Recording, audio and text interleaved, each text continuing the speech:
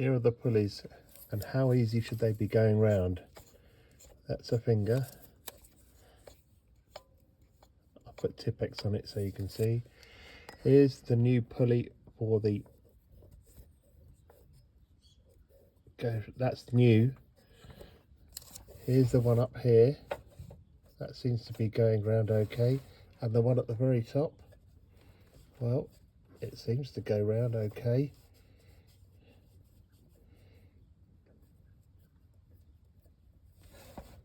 That one fine. This is the